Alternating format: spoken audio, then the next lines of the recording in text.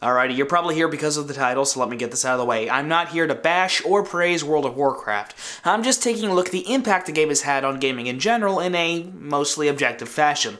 Oh, come on, some of you may be saying. It's not 2005 anymore. WoW is nowhere near as important as it used to be. And you know what? You're kinda right. WoW has its audience, a diminishing one at that, and the game as it currently exists appeals almost exclusively to those people to try and keep them playing. But the impact of the game's success has rippled to eventually affect the entire gaming industry as a whole, and this has become more clear than ever with the reveal of the PS4 and the Xbox One. Why? I'll explain.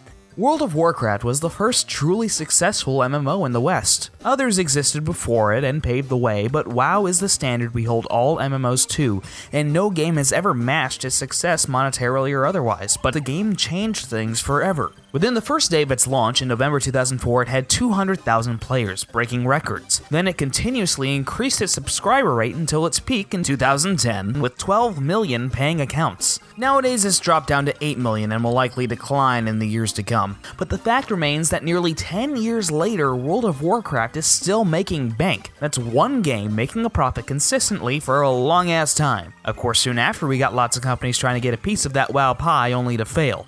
However, while not as many people played these less popular MMOs, they did have a fan base. Some of them had a very loyal fan base. And due to the addictive nature of MMO gameplay, people were willing to pay real money just to get an advantage in the game. The free-to-play aspect lured people in, the addictive gameplay got them hooked, and then they were told if they really wanted to have even more fun, all they had to do was spend a little money. The parallels to a drug dealer giving out free samples aren't lost on you folks, I imagine. It turned out that this was a really profitable business model for smaller scale MMOs.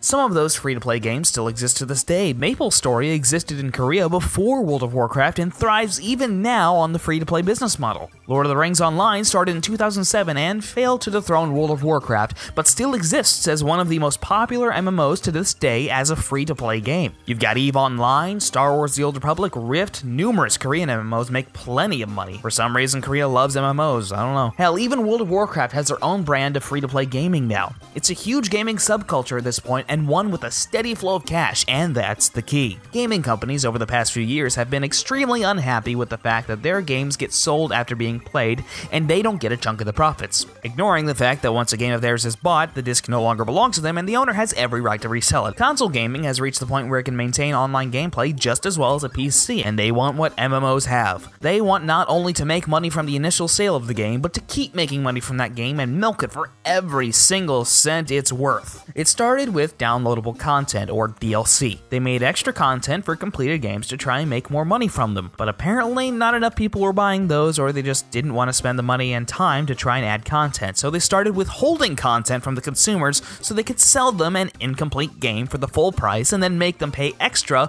for the full game. People complained, but they still bought the games. On the PC side of things, we got Diablo 3 and its completely online single-player campaign. If you didn't have an internet connection, you could not play the game. SimCity did something similar more recently as well. People complained, but guess what? These games made a lot of money. And now with the next generation of consoles, they're taking it to a whole new level. They don't want you to own your games, they want you to subscribe to them. They want you to pay for the game and keep paying for it until they get everything they can from you. Hell, Microsoft has already been making you subscribe to play online multiplayer for years, and people bought it and continue to buy it. Why wouldn't you be willing to subscribe just to play the actual games as well? Everyone wants that WoW success. They want people to always be giving them money, and the consumers haven't shown them that they aren't willing to do that. So did World of Warcraft ruin gaming? No. It was a catalyst, but it didn't do it. Did the free-to-play games cause the problem? No. Was it corporate greed? It's absolutely a factor, but it's not the issue. Businesses set out to make as much money as possible. It's their job. They owe it to their stockholders and to themselves to do it the best they can. So who is truly at fault here? The consumers. Gamers have complained about these things, but they bought the games anyway. You whined about these things, but you still gave these businesses your money. So if you truly want Microsoft and Sony to move in a different direction, tell them. Not with words, not by complaining on forums, not by tweeting it. Speak to them in a language they understand. If a product is unacceptable to you, don't buy it. If you don't want a console that requires internet access to play games and watches you at night, don't pay for it. If you don't want a game you'll never truly own, don't give them your money. It's up to you to get the message across. If despite your misgivings you buy these consoles or games telling them you're okay with this, you have no right to complain anymore.